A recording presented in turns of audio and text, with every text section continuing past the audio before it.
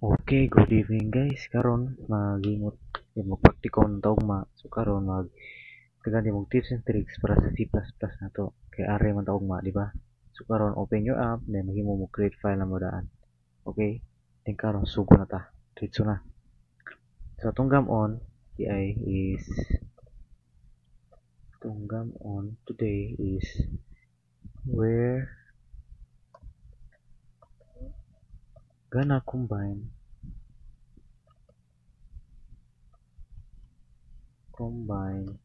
two arrays. Okay? Unsaon? Muna tunggam mo ron into 1. Tubara ka itong screen para makita ninyo. Okay, nara. Then, so, sugo na ta. Depende sa IDE para kuha sila yun ako. Include IOStream. Using namespace, std. Then, integer, main. Aras, dire ta sugod. Integer, array na to, array R1. Kuwas na R1 na siya sulod nga 5. Yung array, fixed size yun siya. So, muna itong gamon. 1, 2, 3, 4, 5. Combine na to na, mini union, diba? Sa math. Array 2. Also 5.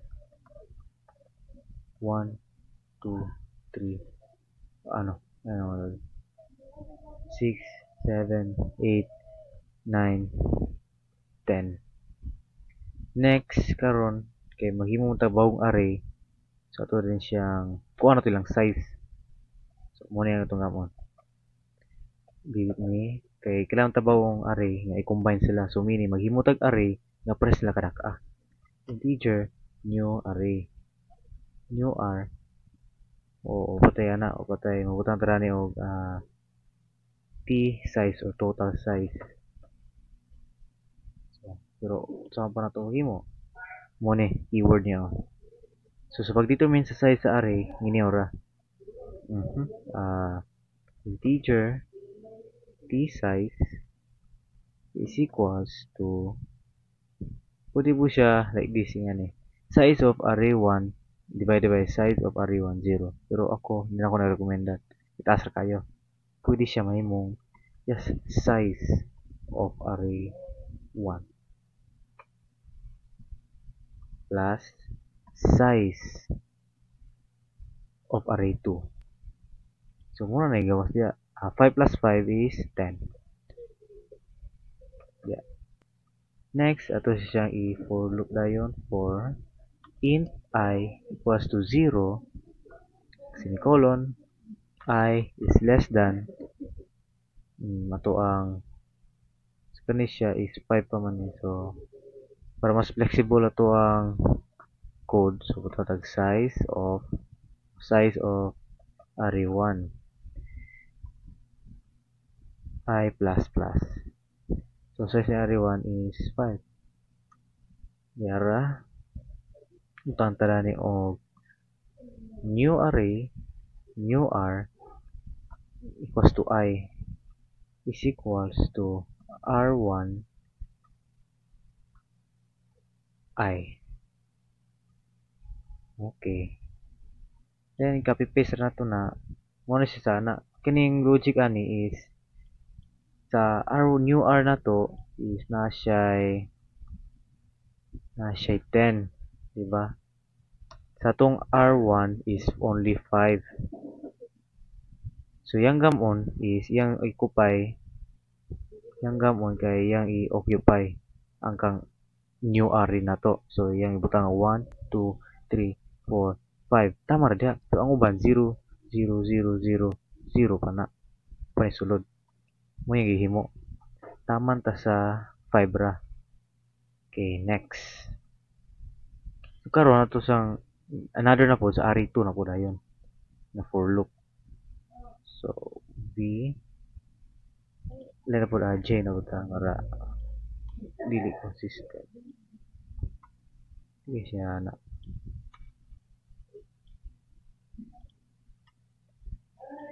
So mag-size na po niya, plaza na to. Plaza na to yung size. Size size ni Ari1. Pino po din ang parenthesis sir dan. Size ni Ari1 plaza na to sa size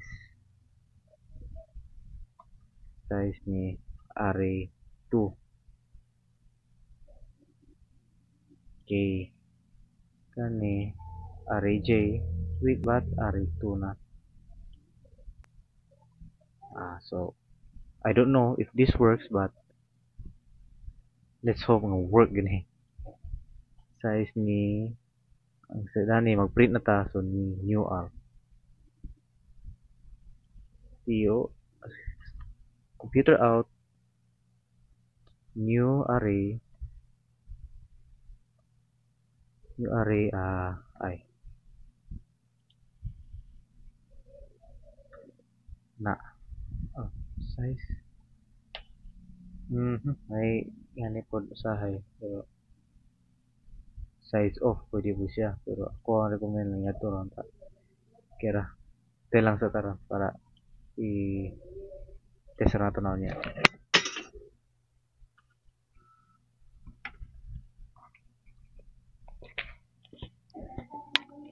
Okay. Nate error. Diba nate error. So, muna magawas.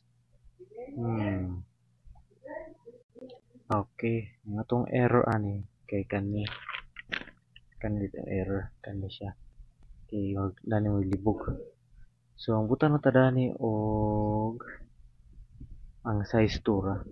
Size 2. Kay dani ra ta plus. Yan ni. Size ni Ari1 plus atog J. Size ni Ari1 plus atog J. So, if ang size ni Ari1 is 5, ang size ni Ari1 is 5. Plus na to sa itong J is to siya 1, 2, 3, 4, 5. Sample ra. Nani nga logic is size ni Ari2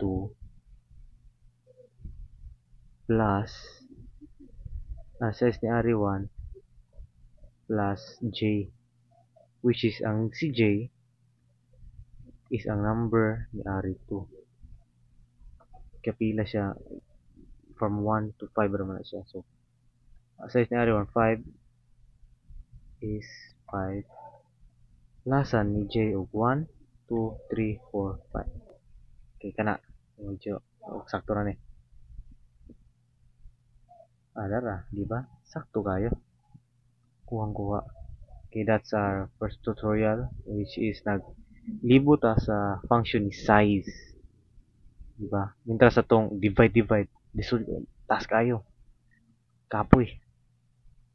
Divide na ta. Inline or comma sa unsa.